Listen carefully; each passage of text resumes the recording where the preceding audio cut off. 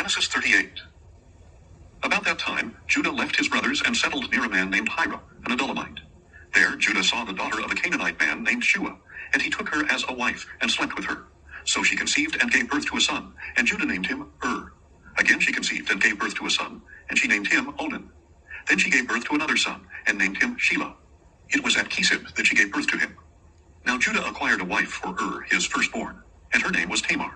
But Judah's firstborn, was wicked in the sight of the Lord, so the Lord put him to death. Then Judah said to Onan, "Sleep with your brother's wife, perform your duty as her brother-in-law, and raise up offspring for your brother." But Onan knew that the offspring would not belong to him. So whenever he would sleep with his brother's wife, he would spill his seed on the ground, so that he would not produce offspring for his brother. What he did was wicked in the sight of the Lord, so he put Onan to death as well. Then Judah said to his daughter-in-law Tamar, "Live as a widow in your father's house until my son Shelah grows up." For he thought, he may die too, like his brothers. So Tamar went to live in her father's house. After a long time, Judah's wife, the daughter of Shua, died. When Judah had finished mourning, he and his friend Hira the Adullamite went up to his sheep shearers at Timnah. When Tamar was told, "Your father-in-law is going up to Timnah to shear his sheep," she removed her widow's garments, covered her face with a veil to disguise herself, and sat at the entrance to Enaim, which is on the way to Timnah. For she saw that although Shelah had grown up, she had not been given to him as a wife. When Judah saw her, he thought she was a prostitute, because she had covered her face. Not realizing that she was his daughter-in-law, he went over to her and said, "Come now, let me sleep with you." "What will you give me for sleeping with you?" she inquired. "I will send you a young goat from my flock," Judah answered. But she replied, "Only if you leave me something as a pledge until you send it." "What pledge should I give you?" he asked. She answered, "Your seal and your cord, and the staff in your hand." So he gave them to her and slept with her, and she became pregnant by him. Then Tamar got up and departed, and she removed her veil and put on her widow's garments again. Now when Judah sent his friend Hira the Adullamite with the young goat to collect the items he had left with the woman, he could not find her. He asked the men of that place, "Where is the shrine prostitute who was beside the road at Enaim?" "No shrine prostitute has been here," they answered. So Hira returned to Judah and said, "I could not find her, and furthermore the men of that place said, 'No shrine prostitute has been here.'" "Let her keep the items," Judah replied. "Otherwise we will become a laughingstock. After all, I did send her this young goat, but you could not find her." About 3 months later, Judah was told, "Your daughter-in-law Tamar has prostituted herself, and now she is pregnant." "Bring her out," Judah replied. "Let her be burned to death." As she was being brought out, Tamar sent a message to her father-in-law, "I am pregnant by the man to whom these items belong." And she added, "Please examine them. Whose seal and cord and staff are these?" Judah recognized the items and said, "She is more righteous than I, since I did not give her to my son Shelah." And he did not have relations with her again. When the time came for Tamar to give birth, there were twins in her womb. And as she was giving birth, one of them put out his hand. So the midwife took a scarlet thread and tied it around his wrist. "This one came out first," she announced. But when he pulled his hand back and his brother came out, she said, "You have broken out first." So he was named Perez.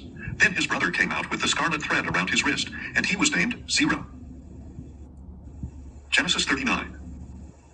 Meanwhile, Joseph had been taken down to Egypt, where an Egyptian named Potiphar, an officer of Pharaoh and captain of the guard, bought him from the Ishmaelites who had taken him there.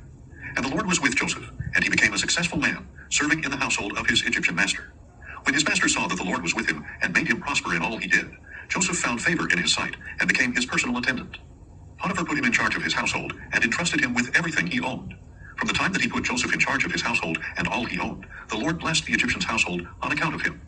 The Lord's blessing was on everything he owned, both in his house and in his field. So Potiphar left all that he owned in Joseph's care. He did not concern himself with anything except the food he ate.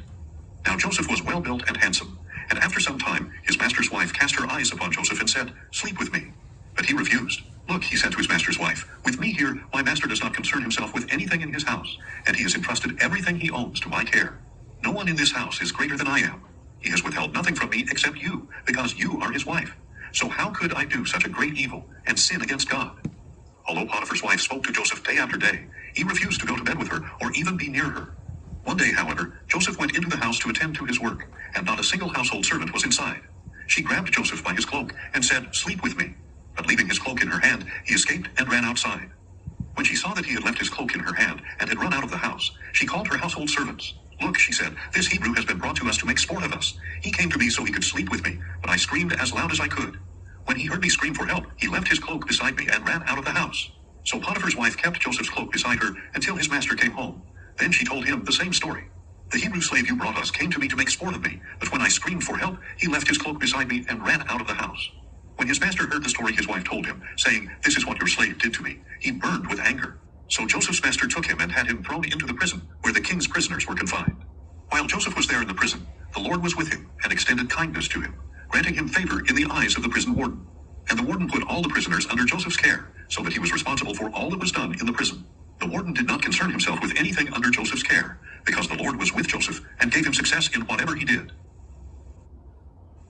Genesis 40. Sometime later, the king's cupbearer and baker offended their master, the king of Egypt. Pharaoh was angry with his two officers, the chief cupbearer and the chief baker, and imprisoned them in the house of the captain of the guard, the same prison where Joseph was confined. The captain of the guard assigned them to Joseph, and he became their personal attendant. After they had been in custody for some time, both of these men, the Egyptian king's cupbearer and baker, who were being held in the prison, had a dream on the same night, and each dream had its own meaning. When Joseph came to them in the morning, he saw that they were distraught. So he asked the officials of Pharaoh who were in custody with him in his master's house, "Why are your faces so downcast today?" "We both had dreams," they replied, "but there is no one to interpret them." Then Joseph said to them, "Don't interpretations belong to God? Tell me your dreams." So the chief cupbearer told Joseph his dream. "In my dream there was a vine before me, and on the vine were 3 branches. As it budded, its blossoms opened and its clusters ripened into grapes. Pharaoh's cup was in my hand, and I took the grapes, squeezed them into his cup, and placed the cup in his hand." Joseph replied, "This is the interpretation. The 3 branches are 3 days. Within 3 days, Pharaoh will lift up your head and restore your position. You will put Pharaoh's cup in his hand, just as you did when you were his cupbearer. But when it goes well for you, please remember me and show me kindness by mentioning me to Pharaoh, that he might bring me out of this prison. For I was kidnapped from the land of the Hebrews, and even here I have done nothing for which they should have put me in this dungeon."